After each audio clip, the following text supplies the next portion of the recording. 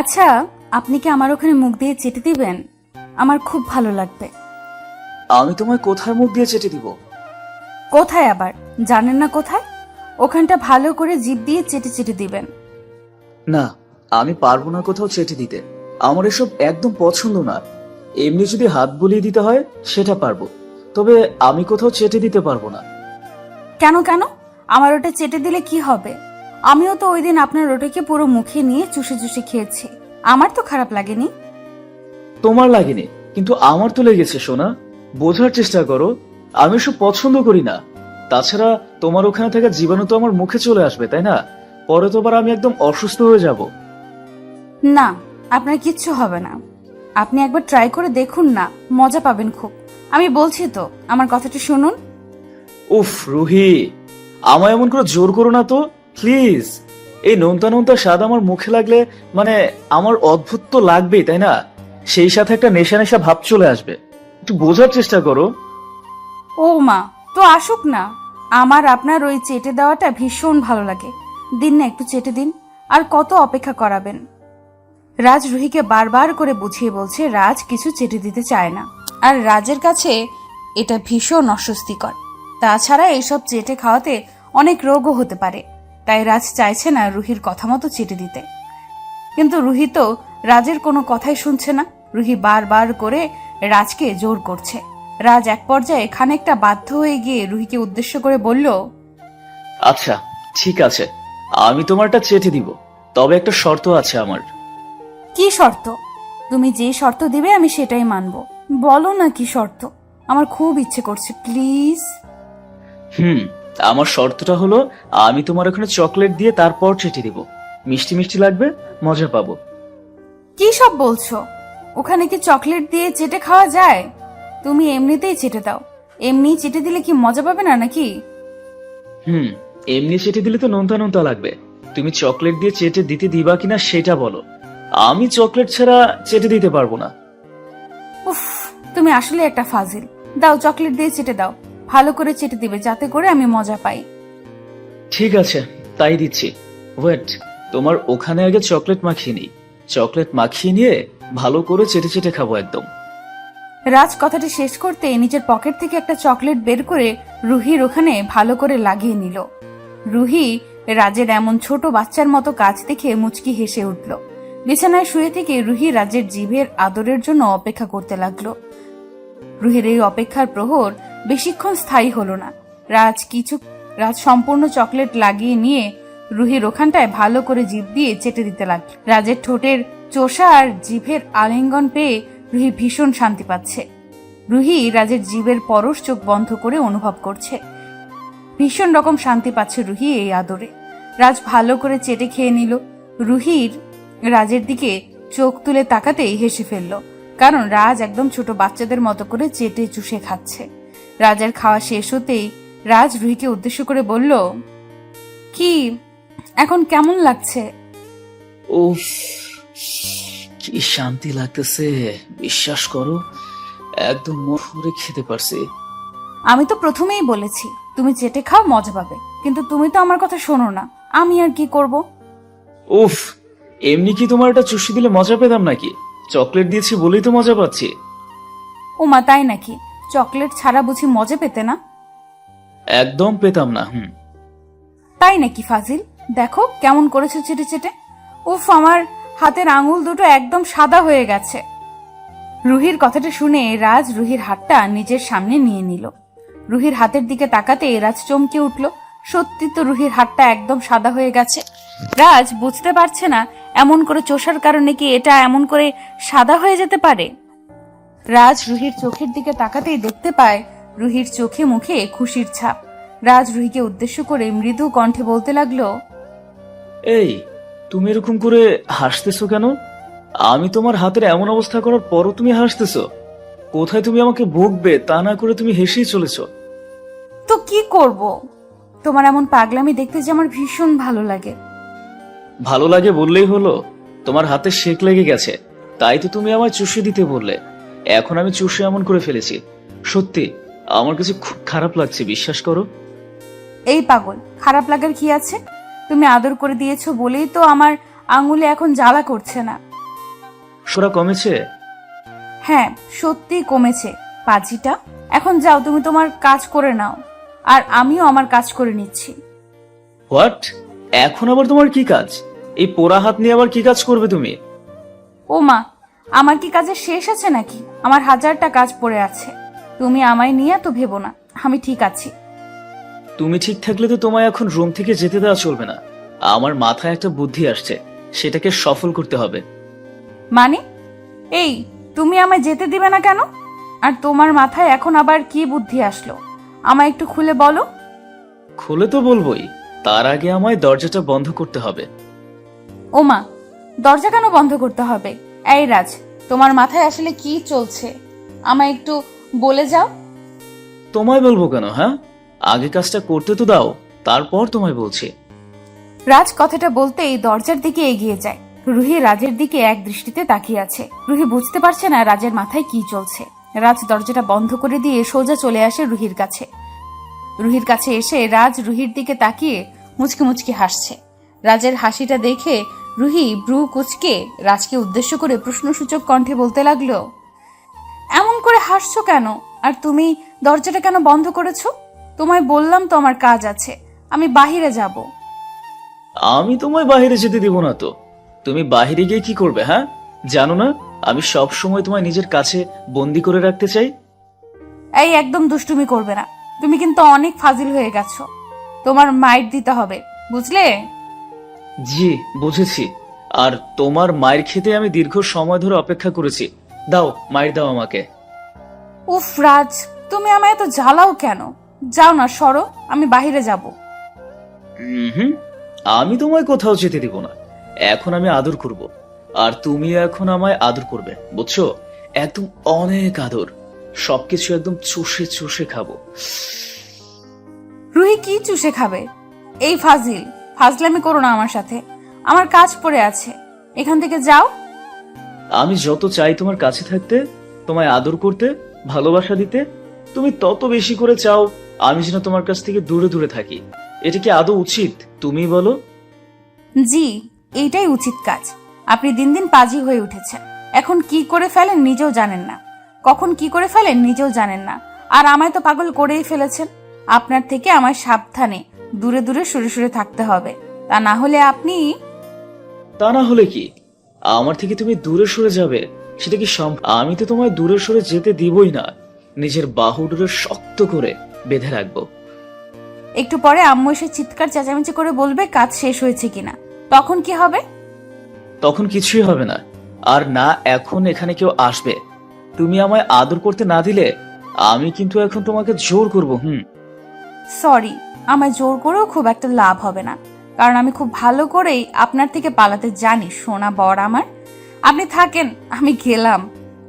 রুহি কথাটা বলতেই বিছানা থেকে উঠে পড়ে। রাজ রুহির দিকে এক দৃষ্টিতে তাকিয়ে আছে। মনে হচ্ছে রুহিকে চোখ দিয়ে গিলে খাবে সে। রাজের এমন চাহনি দেখেও রুহির বিন্দুমাত্র ভ্রুক্ষেপ নেই, কারণ রাজের এমন কাজ সব সময় রুহি দেখে আসছে। কোনো কথাবার্তা নেই। যখন তখন রাজ এইসব আদর আদর করে বায়না করতে থাকে। রুহি এইসব দেখে দেখে প্রায় বিরক্ত। রুহি রাজের পাশ দিয়ে চলে যেতে নিতেই রাজ রুহিকে খানিকটা অবাক করে দিয়ে দুম করে রুহির হাতটা ধরে ফেলল। রুহির হাতটা ধরে ফেলে রাজ রুহিকে একটা হ্যাচকা টান দিয়ে নিজের বুকের উপর নিয়ে এলো। রুহি রাজের হ্যাচকা টানের টাল সামলাতে না পেরে রাজের বুকের উপর হকচকিয়ে চলে যায়। রুহি রাজের বুকের উপর চলে আসতে রাজ রুহিকে নিজের বাহুতে বন্দি করে ফেলে। রাজের এমন কাজে রুহি প্রশ্নসূচক কণ্ঠে রাজকে উদ্দেশ্য করে বলল, এটা কি হলো? তুমি আমার সাথে আবারও ফাজলামি করা শুরু করে দিয়েছো। যাও, আমার কাজ আছে, ছাড়ো আমায়।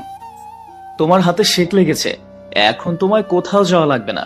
তুমি আমার বুকে আদর খেয়ে খেয়ে রেস্ট করবে। আমি এখন রেস্ট করলে দুপুরে খাবে কি? আর আমার হাতে বেশি কিছু হয়নি যে আমি কিছু করতে পারবো না। আমি সব কিছু করতে পারবো। আমার মাথাটা খারাপ করো না তো। কিচ্ছু করতে পারবে না। যতক্ষণ আমি আছি ততক্ষণ কোথাও যেতে পারবে না তুমি। উফ, আমার ঠোঁটে স্বাদ নিতে দাও না সোনা, প্লিজ। রাজ রুহির সাথে ফাজলামি করছে, রুহিও রাজের সাথে একটু দুষ্টুমি করছে। রাজ রুহির দুষ্টুমির মুহূর্তটা বেশি সময় স্থায়ী হলো না, কারণ রাজের রুমের সামনে রাজের মা এসে দরজায় নক করলো। রাজ রুহিকে নিজের বুকের উপর থেকে সরিয়ে নিয়ে দরজার দিকে এগিয়ে গিয়ে দরজাটা খুলে দিতেই রাজ দেখতে পেল তার আম্মু দাঁড়িয়ে আছে। রাজ নিজের আম্মুকে রুমের সামনে দেখে বলে উঠল, কি হলো আম্মু, তুমি কেন আসতে গেলে কষ্ট করে? আমায় ডেকে দিলেই তো হতো, আমি তো চলে যেতাম। সেটাই তো জানি, কিন্তু বৌমা কোথায়? রুহি তো রুমে আছে আম্মু, কিন্তু কেন? বৌমাকে এগিয়ে আসতে বল বলছি। কেন? রাজ তার আম্মুর কথাটার মানে বুঝলো না। হঠাৎ করে তার আম্মু এতটা গম্ভীর ভাবে কথা বলছে কেন? রাজ রুহির থেকে দেওয়ার আগেই রুহি দরজার সামনে হাজির। আম্মুকে উদ্দেশ্য করে রুহি বলল, জি আম্মু বলুন। কি বলবো, দুপুর গড়িয়ে যাচ্ছে, এখনো রান্না শেষ হয়নি আর তুমি কিনা রুমে এসে বসে আছো? না আম্মু, আসলে আমি একটা জিনিস নিতেই আসলাম, তাই আর কি লেট হয়েছে। হোয়াট? তোমার আবার রুমে কি কাজ? আর জিনিস দিয়ে তো সাথে সাথে চলে যেতে পারতে নাকি?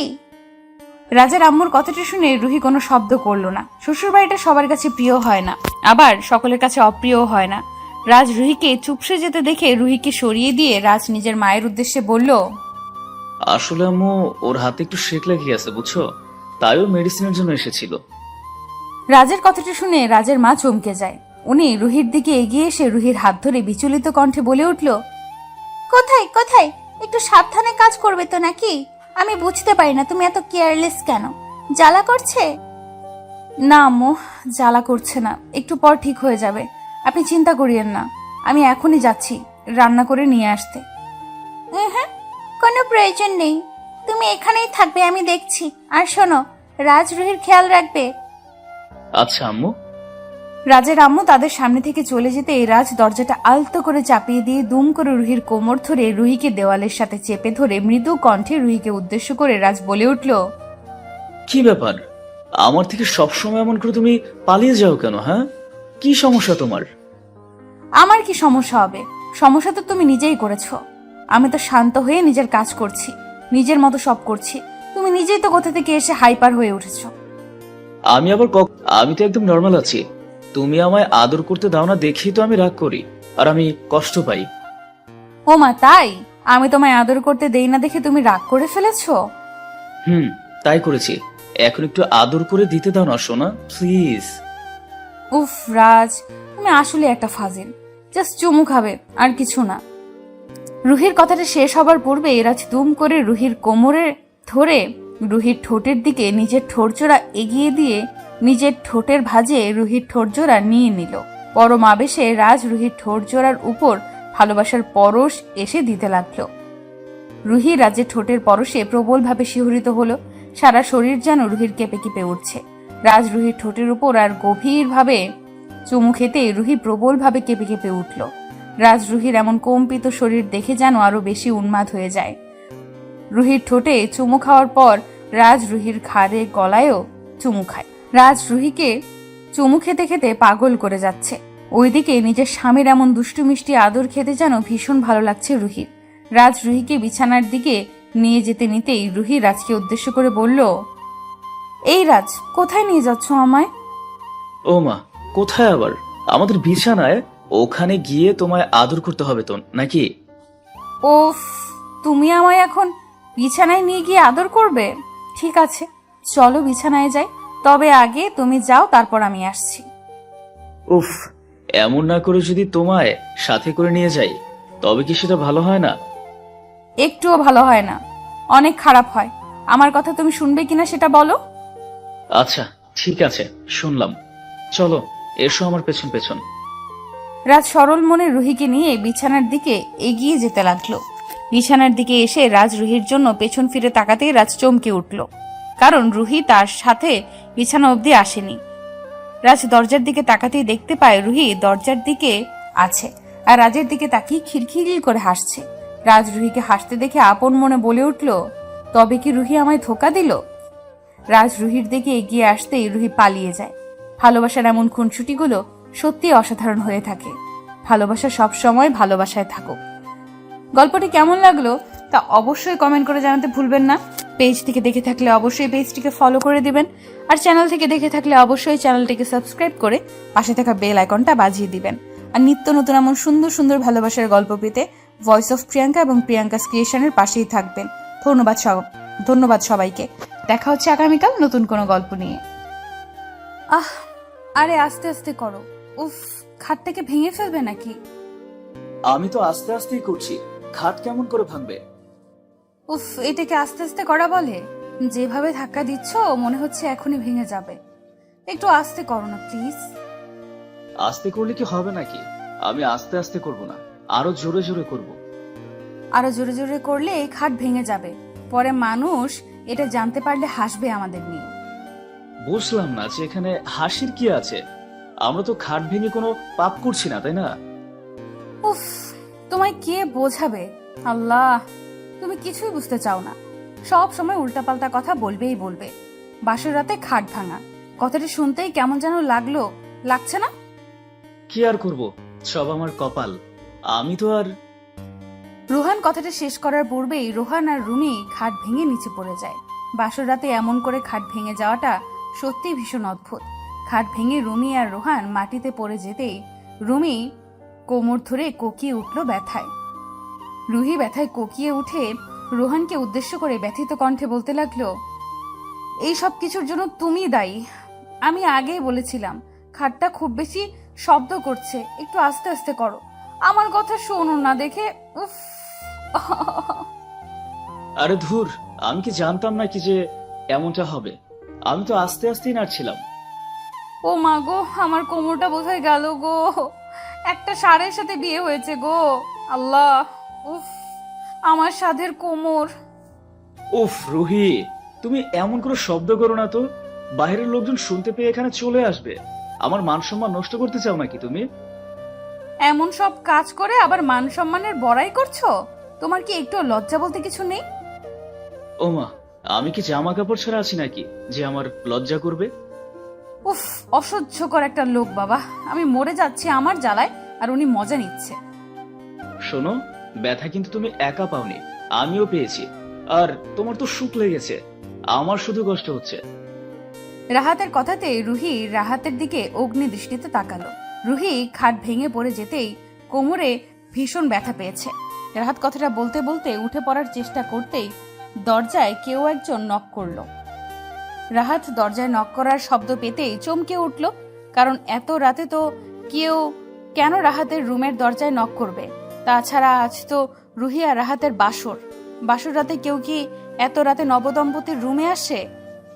রাহাত দাঁড়িয়ে পড়তেই আবারও দরজায় শব্দ হলো।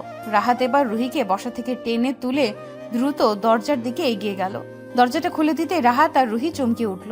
দরজা খুলে দিতেই রাহাতের সামনে চলে আসলো রাহাতের দুলাভাই আর ছোট কয়েকটা শালি। রাহাত এত লোকজন তার রুমের সামনে দেখে খানিকটা হকচকিয়ে গেল। রাহাত কৌতূহলী হয়ে তার দুলাভাইয়ের দিকে তাকাতেই তার দুলাভাই দরজার সামনে থেকে রাহাতকে ঠেলে রুমের ভেতরে ঢুকে পড়ল। রুমে ঢুকে রাহাতের দুলাভাই খাট ভাঙা দেখে রাহাতকে উদ্দেশ্য করে লজ্জা মাখা হাসি দিয়ে বলে উঠল, কিরে শালা, কি করছিস এগুলো? মেয়েটা তো তোর সারা জীবনের সম্পদ, ওকে নিয়ে একটু আস্তে ধীরে করলে কি এমন হতো? আরে ভাই, আমি কি করেছি? আমি তো কিছুই করি নাই। এই খাটটা পুরাতন ছিল হয়তো, তাই ভেঙে গেছে। খাট পুরাতন ছিল না, তোর শক্তি আগের থেকে কয়েক গুণ বেড়ে গেছিল, তাই তো ভেঙে গেছে। আহারে, এই খাটের জন্য আমার কত কষ্ট হচ্ছে খুব। এমন শক্তি আমায় এর আগে দেখায়নি কেউ।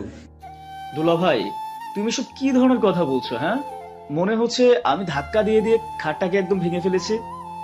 উমা, তুই ধাক্কা না দিলে খাট কেমন করে ভাঙলো? তুই কি বলতে চাইছিস এই কাজটা রুহি করেছে? কি রুহি তুমি করেছো নাকি? দুলাভাইয়ের কথায় রুহি মাথা নিচু করে না সূচক মাথা নাড়ালো। রাহাত এবার চরম বিরক্ত হয়ে যাচ্ছে। রাহাতের দুলাভাই এসব কি ধরনের কথা বলছে? আর রাহাতের এই ছোট ছোট শালিগুলো কিছু না বুঝেই খিলখিল করে হাসছে। রাহাত তার দুলাভাইকে উদ্দেশ্য করে খানিকটা গম্ভীর কণ্ঠে বলতে লাগলো, দুলা ভাই, আপনার কথা কি শেষ হয়েছে? রাত তো অনেক হয়েছে, তাই না? আপনি এখন এখান থেকে আসতে পারেন। ওমা, তুই আবার রেগে গেলি কেন? নিজেই তো কাণ্ড ঘটিয়েছিস, এখন আবার নিজেই লজ্জা পাইছিস? কাজটা করার আগে মনে ছিল না? ভাইয়া ভাইয়া, খুব বেশি হয়ে যাচ্ছে কিন্তু। খুব বেশি তো হয়েছেই, তা না হলে কি এমন করে করতেছিস নাকি? আল্লাহ, আমি জীবনেও এমন ছেলে দেখিনি। Rahat very bad. দুলাভাইয়ের কথাটা শেষ হতেই রাহাতের রুমে রাহাতের বাবা মা আর বোন চলে আসে। তারা বাসর ঘরে চিৎকার চেঁচামেচির শব্দ পেয়ে এখানে এসেছে। রাহাতের বাবা মা রাহাতের রুমে আসতেই যেন চমকে উঠল। খাট ভাঙা দেখে রাহাতের মা বাবা রাহাতকে উদ্দেশ্য করে বলে উঠল, কি রে রাহাত, এই খাট কি করে ভেঙে গেল? কি হয়েছে? না মা, আসলে আহা আম্মা, আপনি এসব বুঝতে পারবেন না, পুরাতন খাট তো, তাই আর কি। আপনি আর আব্বা এখন যান, আমরা ঠিক করছি সব। রাহাতের দুলাভাই যেন রাহাতের ইজ্জত মারতে উঠে পড়ে লেগেছে, তাই তো এসব উল্টাপাল্টা কথা বলে তাকে লজ্জা দিচ্ছে। রাহাতের দুলাভাইয়ের কথা শুনে রাহাতের মা বাবা কিছু একটা আঁচ করতে পেয়ে লজ্জা পেয়ে দ্রুত চলে যায় রাহাতের রুম থেকে। রাহাতের বাবা মা চলে যেতেই রাহাতের বোন রাহাতকে উদ্দেশ্য করে বলতে লাগলো, কি রে রাহাত, এইসব কি? কেমন করে হলো? আমি আর কি বলবো, তোর জামাইকে জিজ্ঞেস কর। আমার মান সম্মান খেতে একদম উঠে পড়ে লেগে গেছেন উনি। উফ আসিফ, তুমি আবারও আমার ভাইটার পেছনে লেগেছো। আমি বুঝি না তুমি সব সময় আমার এই ছোট্ট ভাইটাকে কেন জ্বালাও। কে আমার ছোট ভাই রাহাত? আর কার কথা বলবো আমি? আসছে ছোট বলতে, নতুন বউয়ের সাথে কি করেছে জানো? খাটটা ভেঙে ছেড়েছে। সি সি, কি অসভ্য ছেলে রে বাবা। রাত্রি তার স্বামীর কথা শুনে রাহাতের দিকে দৃষ্টিপাত করতেই রাহাত নিচে মাথাটা করে ফেললো। রাত্রি বুঝতে পারলো কিছু একটা হয়েছে, আর রাহাত এইসব কিছুর জন্য ভীষণ লজ্জা পাচ্ছে। রাত্রি রাহাতকে এমন করে লজ্জা পেতে দেখে আসিফকে উদ্দেশ্য করে বলল, শোনো, আমার ভাইটাকে নিয়ে একটাও বাজে কথা বলবে না। ওরা ছোট তাই বুঝতে পারেনি। এখন চলো এখান থেকে, নাকি এখানেই বসে বসে ওদের পাহারা দেবে? নাও, আমি কি করলাম? তুমি আমার উপর অযথা ঝাড়ি দাও। আহ, চলো না রুমে, তুমি না বড্ড বেশি কথা বলো। রাহাতের বোন রাত্রি কথাগুলো বলে রাহাতের দুলাভাই আসিফকে টানতে টানতে নিয়ে যাচ্ছে। রাহাত দরজাটা বন্ধ করে দিতে এগিয়ে যেতেই রাহাতকে উদ্দেশ্য করে তার দুলাভাই বলতে লাগলো, পুরো জীবনটা পরে আছে, মেয়েটা তো আর পালিয়ে যাচ্ছে না। একটু আস্তে ধীরে কর ভাই আমার, আসছে। রাহাতের দুলাভাইয়ের কথাটা শুনে রুহি খিলখিল করে হেসে ফেলল। রাহাত দরজাটা বন্ধ করে দিয়ে রুহির দিকে তাকিয়ে ব্রু কুচকে রুহিকে উদ্দেশ্য করে বলে উঠল, কি হলো, তুমি এমন করে হাসছো কেন? তো হাসবো নাকি কাঁদবো? দেখলে তো তোমার কাজের জন্য সবাই তোমাকে লজ্জা দিল। ও তাই না, মানে আমায় লজ্জা দিয়েছে বলে তুমি হাসছো? তা বলছি কি, লজ্জা কি শুধুমাত্র আমায় একাই দেওয়া হয়েছে? তুমি বুঝি পাওনি? আমিও তো পেয়েছি, তবে আমারটা কম, তোমারটা বেশি। এখানে কম বেশির কথা হচ্ছে না, আমি বুঝতে পারছি না এই খাটটা কেন এমন করে ভেঙে গেল, আর সবাই আমাকে কিসের জন্য মানে এতগুলা কথা শোনালো, বুঝতে পারলাম না আমি কিছু। খাট ভেঙেছে তো তোমার জন্যই, তুমি বেশি ধাক্কাধাক্কি করেছো বলেই খাট ভেঙে গেছে, আর সবাই হাসছে। তার পেছনে তো একটা কারণ আছেই। কি কারণ? আর আমি কখন ধাক্কাধাক্কি করলাম? একটু কি ধরে চড়ে বসতেও পারবো না নাকি? কারণটা বোঝার মতো বয়স না হতেই বিয়ে করেছো নাকি? কারণ তো ওইটাই।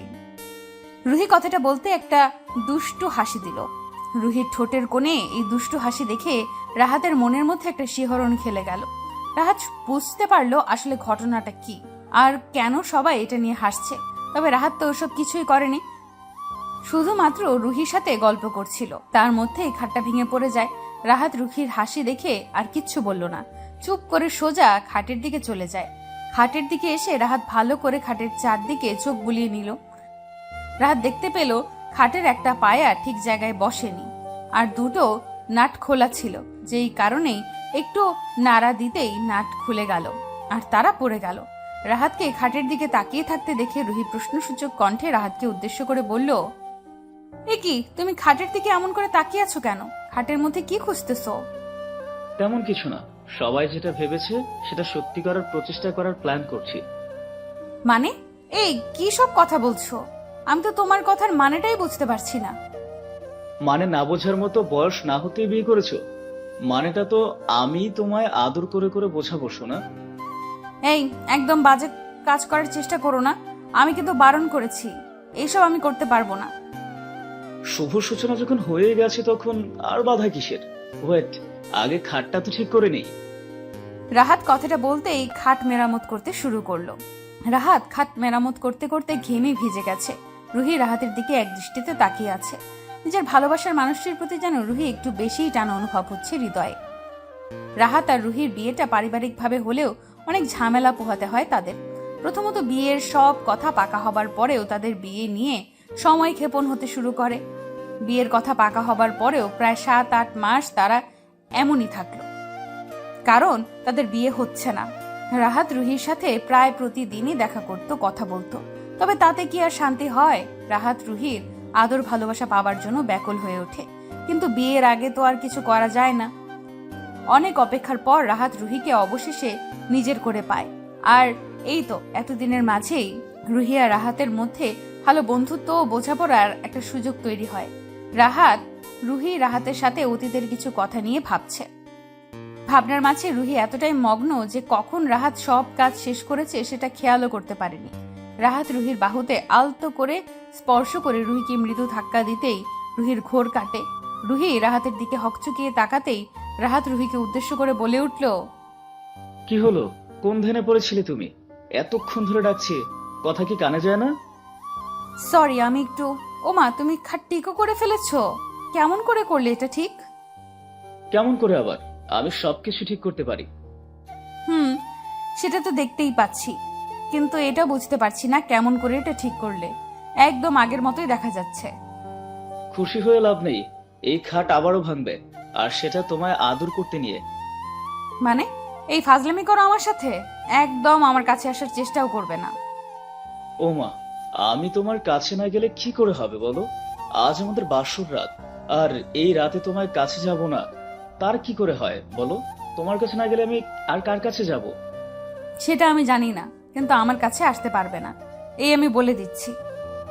তোমার এসব কথা শুনতে আমি বাধ্য না। এতটা বছর ধরে, এতটা যুগ ধরে আমি শুধুমাত্র এই দিনটার জন্য অপেক্ষা করেছি, আর আজ সেই দিনটা হাতে পেয়েও আমি ছেড়ে দিই, এমনটা আমি হতে দিতে পারি না।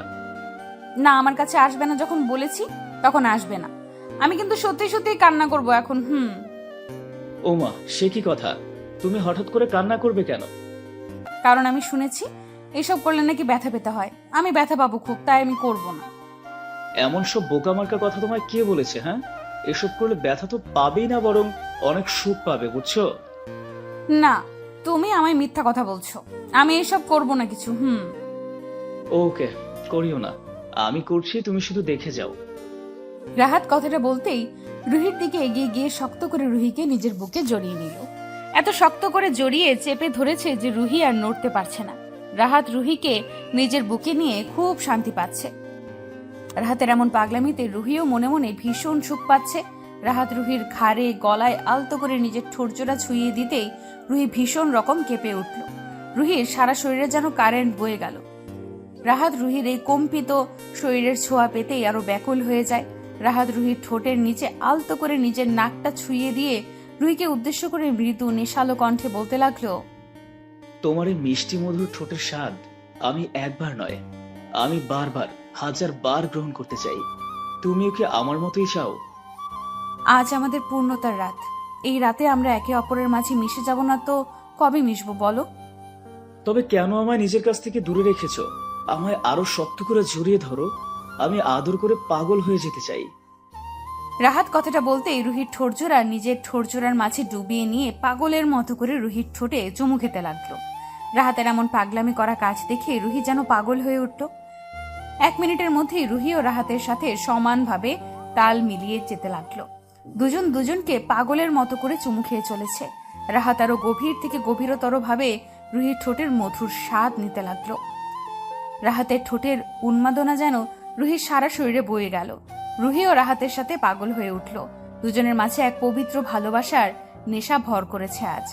আরো কিছু সময় চুমু খাওয়ার পর রাহাত রুহির ঠোঁটজোড়া ছেড়ে দিল।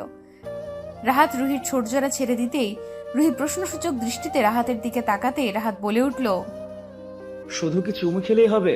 আর কিছু করতে হবে না বুঝি? আর কি করবে? চুমুতেই তো অনেক আদর ছিল, আর কিছু করতে হবে না। আচ্ছা তাই, আমার তো আরো আদর চাই সোনা। এখন বলো, এখানেই করবো নাকি বিছানায় নিয়ে? উফ, বিছানায় গেলে তো আবার ভেঙে যাবে। এবার ভাঙার জন্যই করব। রাহাত রুহিকে নিজের কোলে তুলে নিয়ে চলে যায় বিছানায়। রুহিকে বিছানায় শুইয়ে দিয়ে পাগলের মতো আদর করতে লাগলো রাহাত। রাহাতের আদরে রুহি আরো উন্মাদ হয়ে যায়। ভালোবাসার চাদরে ঢাকা পড়ে দুটি পবিত্র ভালোবাসার হৃদয়। রাহাত আর রুহির মতোই বেঁচে থাকুক প্রতিটি ভালোবাসা। গল্পটি কেমন লাগলো তা অবশ্যই কমেন্ট করে জানাতে ভুলবেন না। পেজ থেকে দেখে থাকলে অবশ্যই পেজটিকে ফলো করে দিবেন, আর চ্যানেল থেকে দেখে থাকলে অবশ্যই চ্যানেলটিকে সাবস্ক্রাইব করে পাশে থাকা বেল আইকনটা বাজিয়ে দিবেন।